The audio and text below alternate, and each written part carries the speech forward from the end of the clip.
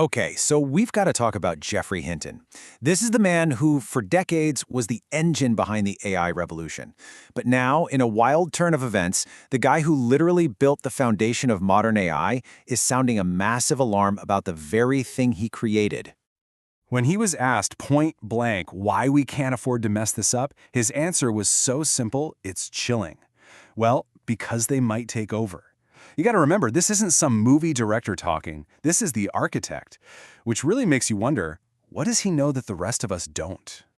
And look, Hinton isn't just some random expert. People call him the Godfather of AI. His pioneering work on neural networks is the bedrock, the literal foundation that things like ChatGPT are built on. His ideas were so groundbreaking, they won him the Turing Award, which is basically the Nobel Prize for computing. So that's the big question here, isn't it? Why would someone who poured his entire life into this field suddenly quit a huge job at Google just to warn everyone about its dangers? To really get why he's so scared, we have to go back to the beginning. It all starts with what you could almost call an accidental revolution. Because believe it or not, creating a world-changing artificial intelligence was never actually the goal. Yeah, way back in the 1970s, Hinton's passion wasn't about building thinking machines. He was obsessed with figuring out how we think. He wanted to build a computer model of a neural network just so he could study the human brain. And at the time, pretty much everyone thought he was nuts. His own PhD advisor told him to drop it or he'd ruin his career. But Hinton just didn't listen. For 50 years, he stuck with it, totally convinced he was onto something huge. This quote just says it all. He believed in this idea when almost nobody else on the planet did. And you can see his whole journey laid out here. He goes from this lone wolf researcher in the 70s to this massive breakthrough in 2012 that just changes everything. By 2018, he's on top of the world, winning the biggest award in his field. And then, just 5 years later, he walks away to become AI's biggest whistleblower. It's an incredible story. So what is this technology he built that's got him so spooked? Let's peel back the curtain and look at how these machines really learn, because it's probably not what you're thinking. So, at the very heart of it all is the neural network. The best way to think about it is like a computer model of the brain. It's got all these layers of software, and the connections between them aren't set in stone. They actually get stronger or weaker based on what happens, which is how the system learns from experience, just like us. And this breaks it down perfectly. Think about those soccer-playing robots you might have seen. Nobody programmed them with a playbook of soccer moves. Nope, they were just given one simple goal: put the ball in the net. So they tried millions and millions of things, and every single time they got a little closer to scoring, the software pathways that got them there were reinforced. They literally taught themselves how to play soccer through pure trial and error. This whole process sparked this huge debate in the AI world. Are these things just really, really fancy prediction machines, like a superpowered autocomplete, or is there actual understanding going on under the hood? So to figure it out, Hinton came up with this brilliant little riddle. Okay, here's the riddle he fed to ChatGPT-4. This thing requires more than just knowing words. You need to plan ahead, understand cause and effect, even think about saving time and effort. Go on, take a second. How would you solve it? And this is the answer that just floored Hinton. Not only did the AI get the basic puzzle right, but it came up with a warning he hadn't even considered, that painting over the yellow rooms could mess up the color down the line. It even gave practical advice about not wasting paint. This wasn't just predicting the next word.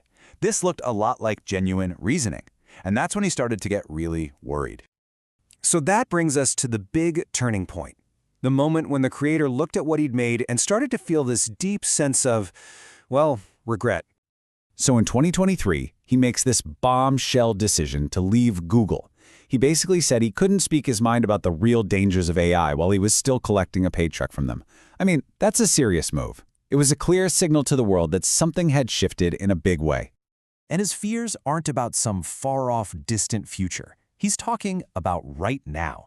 Things like AI making it impossible to tell what's real online, wiping out huge numbers of jobs, creating killer robots that operate on their own, and giving dictators the power to manipulate their people on a scale we've never seen before.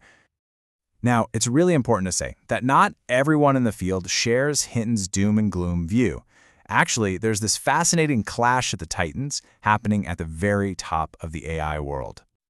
So on one side, you've got Geoffrey Hinton, and on the other, you have his colleague Yann LeCun, another godfather of AI.